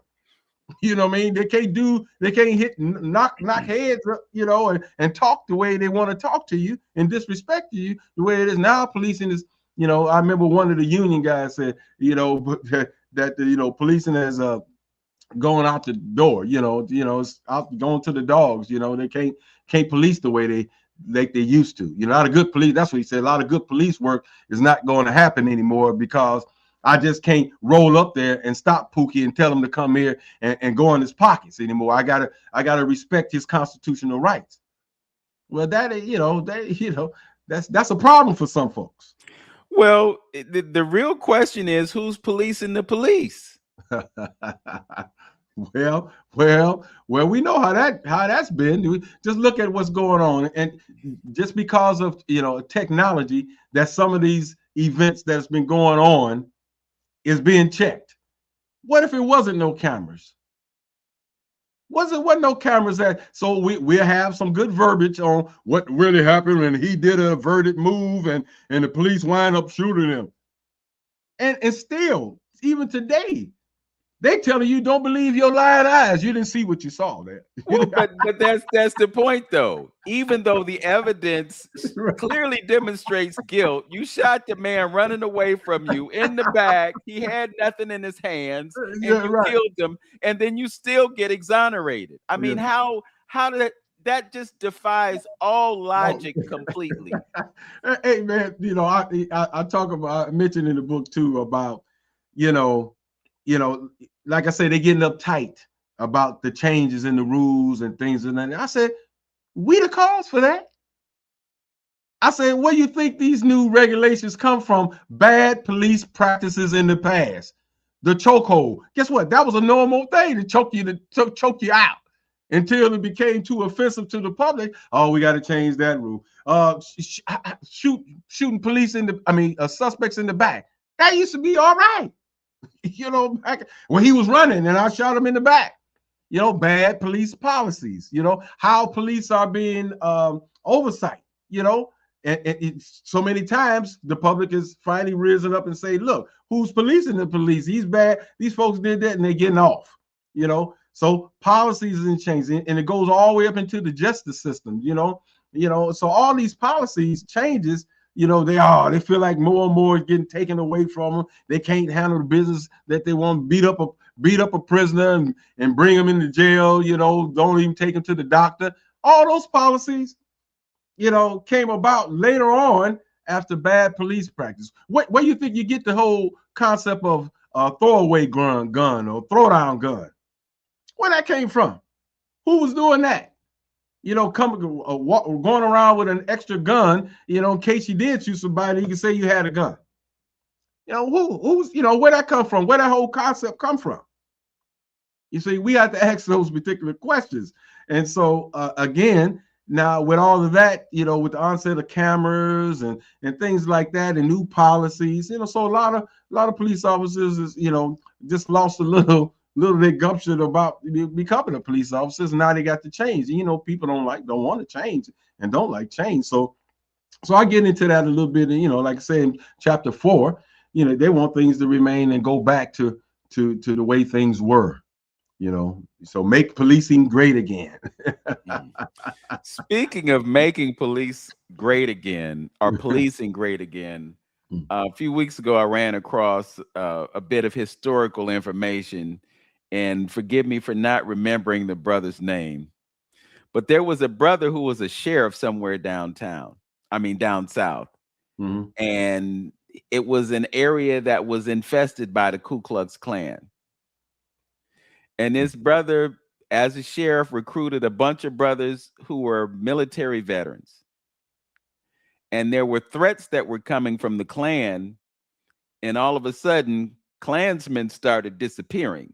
Mm. And when they asked him what happened, he would just simply say, well, I guess he must have left town. Oh, you know what? I think I seen a clip of that. Yeah, I think I seen something like that. Yeah. Right. But I'm just thinking that, and I know there are probably some folks that are looking sideways right now, but I'm thinking, you talk about conscientious policing. I'm also thinking about responsible policing, when it comes to us, because he was in a situation where he took victimhood into victory.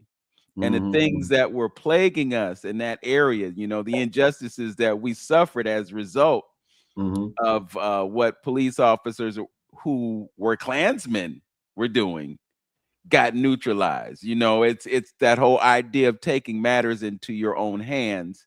And Mm-hmm. so, I mean, let's face it. There are some folks that are doing things, they just need to be removed. Now, I'm not saying you unalive them, Mm-hmm. but they need to be dealt with in some kind of way. Mm-hmm. And there's been no apprehension on the part of this country to deal with other countries and people that they think have to be dealt with, a la Venezuela, Mm-hmm. a la Libya, a la Ghana, a la all those numerous situations where somebody who was effective in leadership was taken out. Mm-hmm. So, I mean, see here you have to look at a couple things too, that is interesting. You hear the talking heads talk on these news shows, and they don't put a whole lot of emphasis on when they use and verbalize regime change or having somebody else, they want to monitor somebody else having the capability of nukes. And we the only country to ever nuked anybody like that, but nobody else. I mean, so I'm speaking on the psychosis and the mentality of the people who kind of brush over that and don't look at it for what they're really saying. It's okay. Who died and made you the boss that you can govern somebody else's country on who's the leader or what have you? Now, it'll be another thing if you have been so pristine and you really believe in the democracy and treating everybody fair as equals and all these countries, and saying, how you gonna talk about me and the way you treating people in your own country? What are you talking about?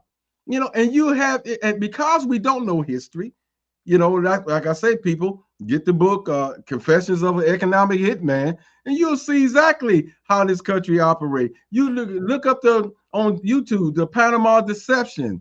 Look up in this country how they did the Broken Rainbow with the Native Americans. We've been doing some evil stuff for a long time, throwing the rock and hiding our hands on the auspice of some fancy words and democracy. And on the auspice of thinking that you're going out to help somebody. Oh, we helped them.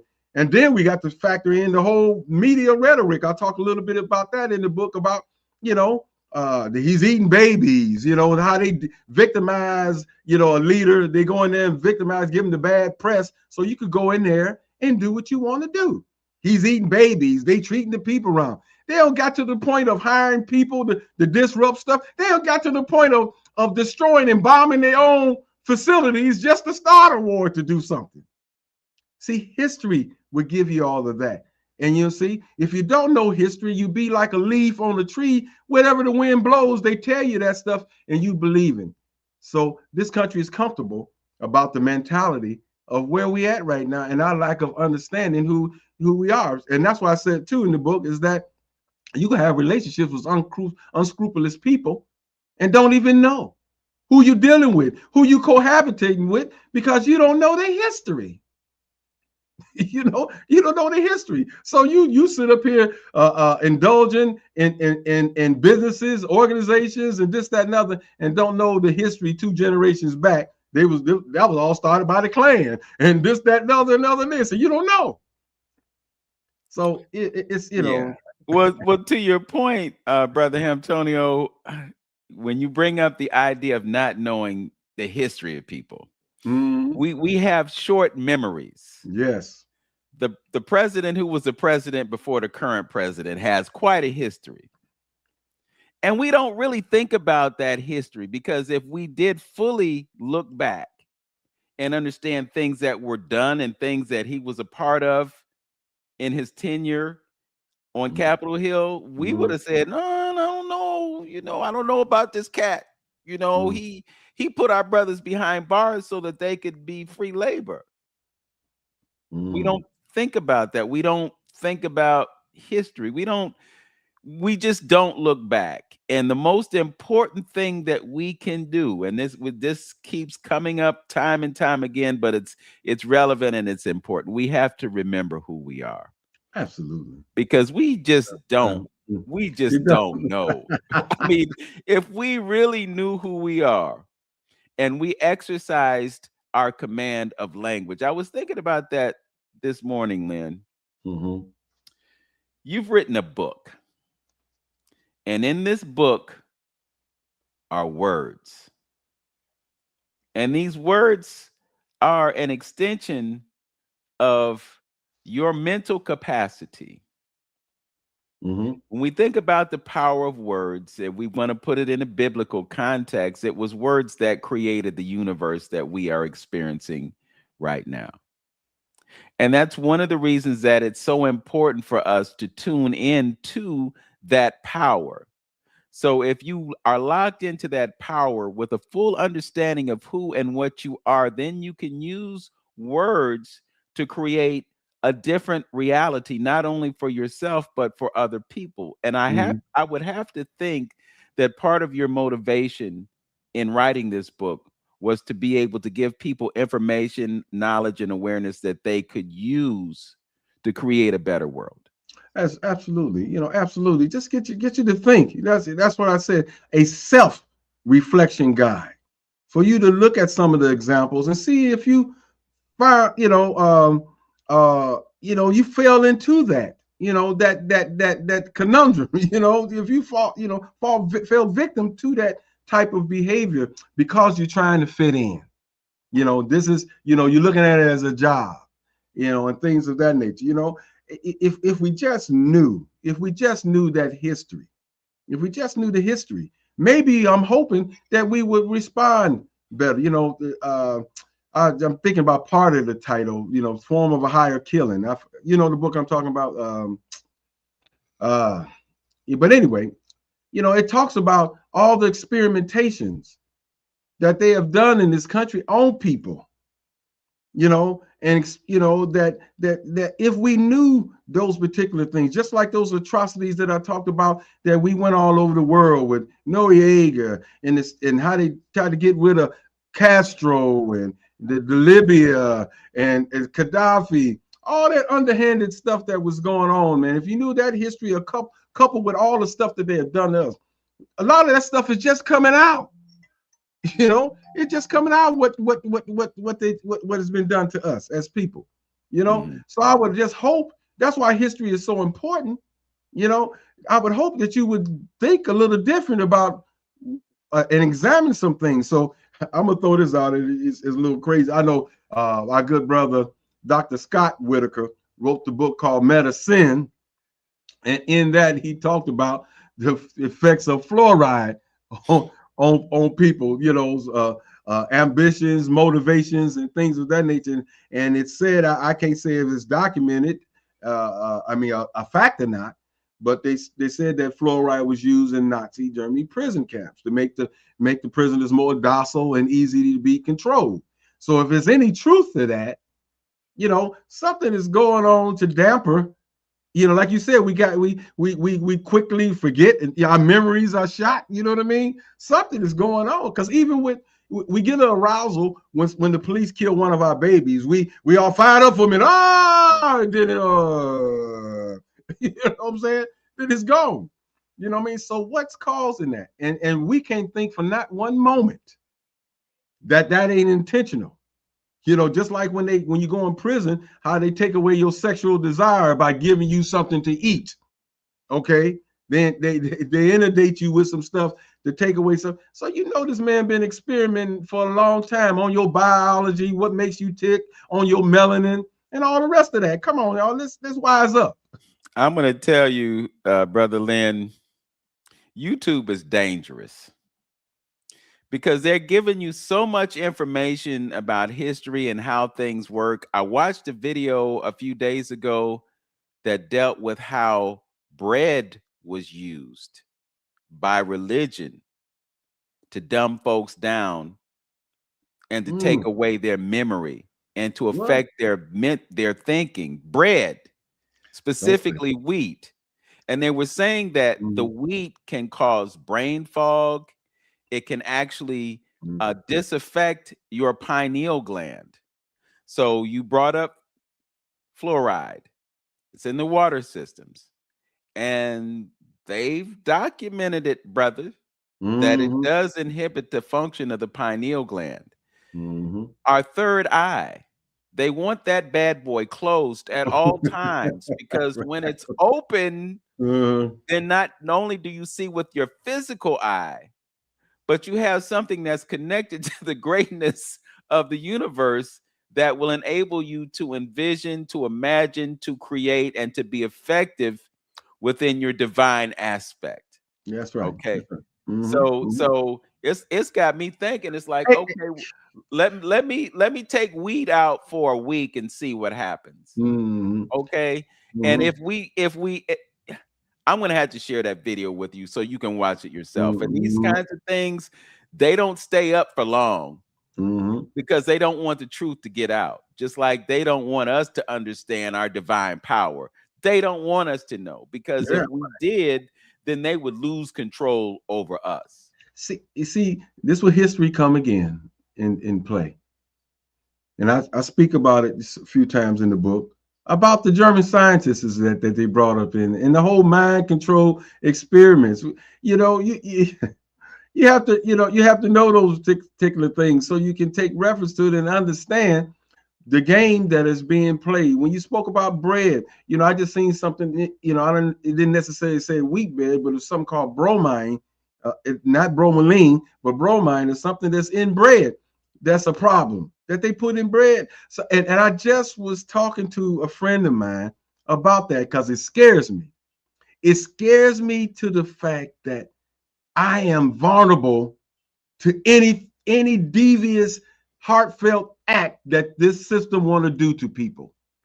And most of the times we can't do nothing about it.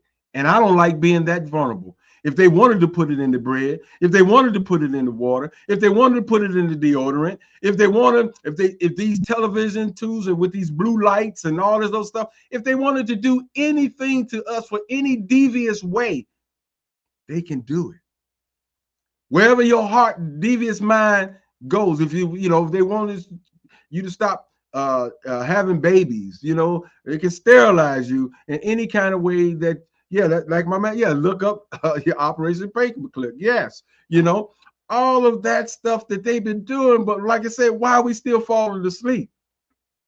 Something has to be an issue with that. And then when we even transition over to the whole health situation. That's another prime example that we fall in the street sleep.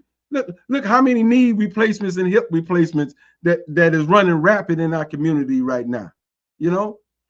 How many? How many with the prostate situation that is going crazy and rapid? What about the dementia situation that's going crazy and running rapid? We should be screaming bloody murder like something is wrong here. For every action, there's a cause. What's causing this? We should just do our troubleshooting. What was implemented into our system that they can graph it. They've been graphing. All you gotta do is see where the uptake took place. You know what I'm trying to say? And what was implemented during this time that could have caused this uptick in look at the what is that? Autism. Look at the cases of autism that just jumped skyrocket, went crazy. Something wrong, man. There's Yes. something wrong. Well, to your point, last week we talked about functional medicine. And the process or the protocol is to remove the things that could be potential causes of whatever that dysfunction is. And when you take those things out, then you give the body an ability to heal and repair itself, right? Yes. But we don't do that. We just go and take the pill and perhaps get some relief from whatever we're dealing with, but we never eliminate the cause. So we're bound to taking whatever we're taking, but it's going to take a toll. If you have arthritis and you have chronic pain and you're taking a pill over a period of months, then that pill is actually injuring you. It's not healing you, it's injuring you because it's causing damage somewhere else. And so, again, it comes back to that whole idea of self-knowledge. We say this all the time, physician, heal thyself. Well, if you're your own physician, then you understand how your body works. and you understand the kinds of things that you can do to enhance and promote healing in your body. This is the knowledge that those who came before us had. When you look at the continent and when you look at what we brought over here from the continent, we knew what herbs we could take. We knew the benefit of going to bed with the sun and waking up with the sun. These were things that were practices that we were involved in that allowed us to live a certain kind of way. We weren't eating 3 times a day. We weren't driving around the corner and going to McDonald's and getting some 17 ingredient French fries and some water with sugar in it and coloring and chemicals. We weren't doing that. We would get the juice from the orange. We would squeeze the juice out of the pine. We did the things that were natural that gave us an advantage simply because we were doing things that were real. But now we're so sold on convenience that we go to the store and get something that's nothing but chemicals, that's identified as food, and we accept that as food. We think we eating something and we eat nothing but chemicals. I want to pose a question, Vince. How did we become so trusting? In light of all this history that we just was talking about, we still trusting. So trusting of a people. We're in love with the system and the man. We're in love with it. And it didn't come easy. A lot of time, energy, and money went to it. All the imagery, you know, you walk up, we kids, Vince, we looking at My 3 Sons, Leave It to Beaver. All those little white gate, the picket fence shows, and this is what we want. This is the great USA. You watching those army pictures, John Wayne, dun, dun, dun, dun.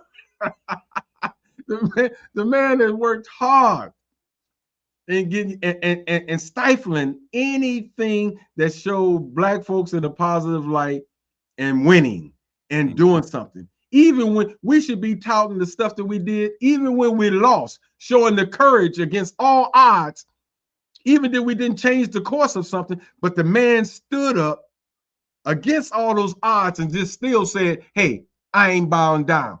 You might take me out, but guess what? You're going to take me out standing. Tell those stories. Where's those stories at? Oh, there are stories of folks who chose to take their own lives rather than to be oppressed to the extent that they were going to be oppressed. That's really taking power. That's power, you know. No, they want to tout the one that hit you with the master, don't hit me no more, please, master, don't hit me no more. I'll do anything, you know. They want to show the Samuel L. In Django type of person, you know what I mean? Yeah. Nobody stood up strong, fought back. You know, all those revolutions, wars, conflicts we had against the slave. They ain't trying to show none of that. Right. Right. And we have those stories of the Maroons. We have those stories about the sheriff down south. We have those kinds of things. Those are the things that they keep out of our sphere of consciousness, just so that we don't get any ideas about doing something. You know, we don't exercise and take our power. That the greatest threat, and we've established this clearly, the greatest threat to the system of pseudo white supremacy is Black intellectualism. Yeah, absolutely. Yeah, you know, yeah. That's you know, and I if we are in this battle, you know, and not to diss the sisters at all, but you know, by looking at this country, let me say this: who's running the country? White men. You okay? Who is their greatest enemy? The Black man. You know what I'm saying? Who's the greatest threat to them? The Black. So you got two alpha in that position that you just saying. That's an alpha man who will be thinking about all that kind of stuff, taking power. They don't want no alpha man. So that's the intelligent man. That's the greatest threat. That's the greatest threat that he's facing. So this thing that this American experience that we are having right now, the conflict is between the alpha white man and the alpha Black man. Yeah.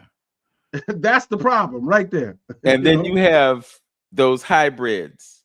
We talked about it earlier. We didn't go into any real depth about the hybrids, but check out Bobby Hemmett and what he said about hybrids, and you'll get an idea of what I'm talking about. Okay, Okay. okay. Hmm. Um, Yeah, so it's interesting though. You know, like I said, so you know, I used to have some debates with my commanders and stuff. You know, people that was in community policing, they would know. I would be hours. We'd be after hours debating. Me and my and this is recent. You know, when I was on force. You know, recent debating about these particular things. You know, about where we at, and you know, and yeah, my point of view of you know what some of the problems is. You know, and it always led back to culture. You know, and you know, I remember one argument that they was talking about. You know, all the opportunity. That's what you heard all the time. That's what I was trying to get at. Oh, the internet is full of all the opportunities. All a black person had to do is do this and do that. It's right at their fingertips. And I said, you just proven my point. Success could be right at their fingertips. And why are they not doing it? What is the problem? Where's the psychosis coming from? What they won't take advantage of that opportunity. Something had to happen. Like I talk in the book about, you know, you got a string of people who you know, that's have military families, firemen and policemen. You got a long line of these people and their families. What was happening? What was happening? These people was coming home, talking to their kids, sharing stories about the job, you know, how to do this, you know, what they need to do if they're interested, you know, keeping their nose clean and things of that nature. Well, what people that was deprived of some of those things, what are they teaching their kids? How to get the free cheese, where to get the, you know, how to get a crazy check, you know, how to you know, where to get the free soup at on this day, and all it, you know, it's your environment and how you know been raised and what's available to you at the time, you know, and that's why, you know, I have an issue with our talented 10 who's really not, you know, doing like what Dr. Whitaker is doing, putting out a school that is telling our story. You know, we got to start educating these kids about who they are and what they are. You know, they're not going to teach you anything that's going to help you come out of this fog that you're in. I mean, that ain't rocket science and understanding that. That's my point. That's not rocket science there. You know, but what Malcolm said it a long time ago, you know, go ahead. the operative word is we, not them. We got to teach our children. Absolutely. That's what it is. And you know, we've been impaired by a lot of different things, but I think what has to happen is that, you know, just going back to the idea of spelling and the power of our thought and our words, we have to change that paradigm. You know, people they're quick to come up with an excuse. But we live in an age of information and we have access to it, and all you need is a doggone phone, and you can find out almost anything. And the children are aware of that too. So when they want to know something, you know what they do? They pick up the phone and they ask Gemini or Perplexity or Chat GPT or whatever the resource is. They get answers, and we can do the same thing. We can leverage technology to our advantage so that we don't have to be ignorant about things, or we can just be complacent and let them continue to do what they've been doing. But check this out, Vince. All that is about what is the purpose? There's a couple purposes of a teacher. One is to, you know, like as far as our ancient ancestors are concerned, they say that you got it already in it. So you got, you know, the teacher should be able to bring what's already in you out. You know what I'm saying? So that's one purpose. Another purpose is to motivate you and inspire you to do something with that knowledge that is embedded in you. You know, I can know how to make this cell phone, but I got to be motivated to do it. You know what I'm saying? Something got to inspire me to do it. And that is the job and the role of, you know, of teachers at this particular point, you know? So again, you know, I don't know why we don't have it. We don't get it. And that should be one of our major focus points. That's what Dr. Amos Wilson said. If we don't teach our children to fix our problems of the day, all you're doing is on that hamster wheel, repeating cycles. Vince, is that rocket science for us to understand that? That's Yeah. For our talented 10, our Cornell Westers of the world. Come on, man. Yeah. Well, truthfully, we do have young people who are thinking that way, just like the young person who figured out how to make plastic into gasoline so that he could power a car that he created himself. And he's just one of many that have that ability, who hasn't gotten the exposure or the attention that will let folks know. And then the other thing about those types of situations is that when a young person comes up with an idea like that, or let's say they came up with the idea for a car that didn't require gasoline, could run on water, could run on sunlight, could run on air, what happens to them? Yeah, absolutely. They represent a threat to the manufacturers who want to sell you a car that requires gas that costs $4 a gallon so that they can get rich. That's what the paradigm is. Absolutely.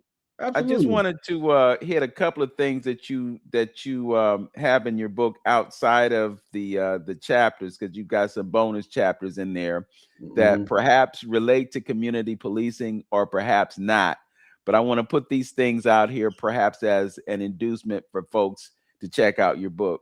You've got a bonus chapter, things that make you go, You got the God complex, a little fact check about our religion, are we sleepwalking, and the motherland mystery. So quite a bit there in just those 5 things. And I know we've probably talked about some of them on in the program already, but I want to give you a chance to wrap things up nicely in a bow and make that pitch to those who would be interested in You're right, conscious policing, to be or not to be, by Mr. L.C. Hampton. Yeah, like I say, it's a book of years of my observations and through the police department. Like I say, it's just a microcosmic situation of we all doing what we're doing and seeing in other industries.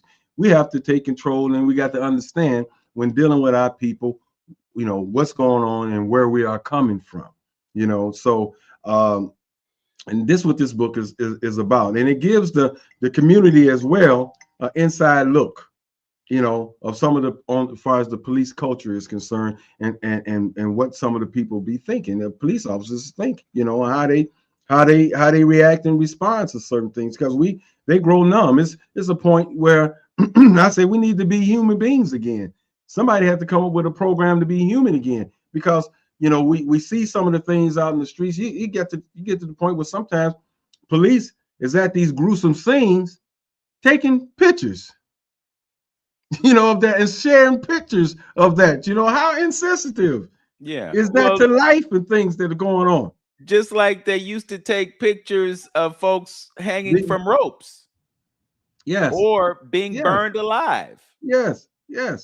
All of that, so we got to come up with a program to make priests human beings again. Maybe take them off the streets, because they become unsensitive. I mean, unsensitive. They believe everybody that they talk to is lying to them, not telling them the truth, and so they approach them in a different way. I'm not giving anybody the benefit of the doubt. So it leads to the problem that we are having and facing today. So somebody got to approach this thing and look at what's actually happening and what's going on. So since for so many years that our white family has controlled the dynamics of the police culture, this is what we end up with. They had set up and established a situation of us and them. Us versus them. They bring in these folks from used to come from Bay Village and things of that nature. Never had no meaningful in a relationship with people of a different ethnic group, and we putting them in a blue uniform and putting them out on the streets. So it's just a matter of time that who are they learning the black culture from? From what they seen on TV, what their co-workers telling them, so it's a matter of time that, or it could be that, we're just lucky that they don't get killed or they kill somebody else before they become acclimated to the culture and understanding that everybody wearing a hoodie is not a criminal, and they all hyped about, that whole situation. So that's why we need to get involved. So like I said, this book it takes you down memory lane, it takes you through history. It gives you some examples of me proving my point on why I say what I say about some of the things of where we're at. Chapter 2 is the most technical chapter of the book. It talks all about consciousness, where we get into the whole psychological piece of it, and we talk about case studies and how they use the same kind of psychological game plan is used on the animal kingdom population. How you get a lion to hop on one foot, an elephant to roll over, and all that. So what you do, you take him out of his environment, you take him away from who he is and what he's about. You know what I mean? And now he's dependent on the same people that held him in captive to eat.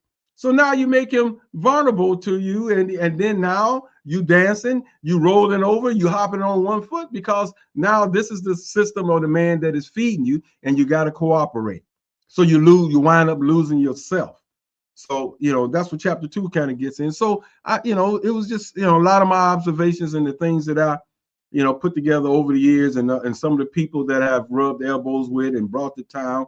And it's a collaboration of that, and I think each chapter would bring you a different flavor and a different way of looking at things. I guess maybe that's how all books do, but I think each chapter is a illustration in a book of its own. Okay. Getting text messages, and we've been getting messages on YouTube, and I just wanted to share a couple of thoughts that came to us from Robert Allen before we sign off. He says, observation, the missing depth of consciousness, and the marginalization of Black leadership. In the ongoing struggle for true economic and cultural liberation, there's a persistent lack of deep collective consciousness, one that goes beyond the surface level engagement of talented Black intellectuals or token programs. Many are often caught within a framework that keeps them as gatekeepers, performing prescribed roles that serve the status quo rather than challenging it. And I think that's kind of what you were in, as being a conscientious and a conscious person in a field that doesn't really advocate folks being compassionate, conscientious. Absolutely. Okay. Well said. He says the solution lies in awakening a higher level of consciousness, one that recognizes the importance of true leadership, cultural integrity, and economic independence. We must reject superficial engagement, challenge the gatekeepers who uphold the status quo, and elevate authentic Black leadership rooted in self-awareness, community accountability, and spiritual strength. Simultaneously, the true Black alpha men, the authentic leader, protector, and provider within the Black community, has been marginalized, minimized, and neutralized. Historically and currently, Black men who embody strength, integrity, and leadership are ostracized, vilified, and rendered invisible. This systematic suppression aims to neutralize the most potent forces for genuine change, those who can mobilize communities, inspire self-reliance, and forge a new path. I'm gonna leave it there. Yeah, he said that's it, and that's a lot of what the book is talking about. Absolutely. It's a lot of what we have been discussing today, so I'm just going to let those words resonate and leave you with that. Congratulations on getting the book out. It's not a small thing. For those who are not aware, it's called Conscious Policing: To Be or Not to Be, a conscientious self-reflection guide for Blacks in law enforcement. And you can get this book on Amazon. Yes, all right. Any last words, brother? No, I think we said enough. And support. I think you can get something out of the book. I really do. And it may validate some stuff that you already know, and there's some things in there you might not know. So I think it's a good read. Take your time. You know, it got quite a few pages in there. You know, but it's good reading. I told them to make the font just a little bit bigger so older eyes can can read it. And but you know, it's over 360, 70 pages or whatever. But I think it's a lot in there. So you know, just do yourself a favor. Go ahead and get the book. Okay. Well, I've done my part. So it's on y'all. Okay. Right, right. I also wanted to let you know that our friend in North Carolina, Roberta Gabriel, told us who that sheriff was. His name was Lucius Amerson, Amerson. Okay.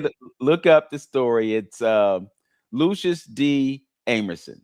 Okay. Good. Yeah. Good. It'll make you proud to be a black man when you see what this brother did. You be Yeah, like, he stood up strong. we need some more brothers like him in police Absolutely. departments so Yeah. that we can police properly. Mhm. All right. Yes. With All that right, my boy. said, as always, you can join us right here on YouTube and Facebook for 360 Info Network. We are on the air at 11 a.m. on Saturday mornings, AM 1490 WERE. If you are with us today, go ahead and hit that subscribe button. If you're on YouTube, hit the like button. Share this with someone else. Join us every week because we bring you vital information that will uplift our community and restore a sense of culture, history, integrity, self-awareness, knowledge, and most of all, Black love, y'all. All right. As always, know yourself, Mm. love yourself, be yourself, make today your absolute best day. Peace. Peace.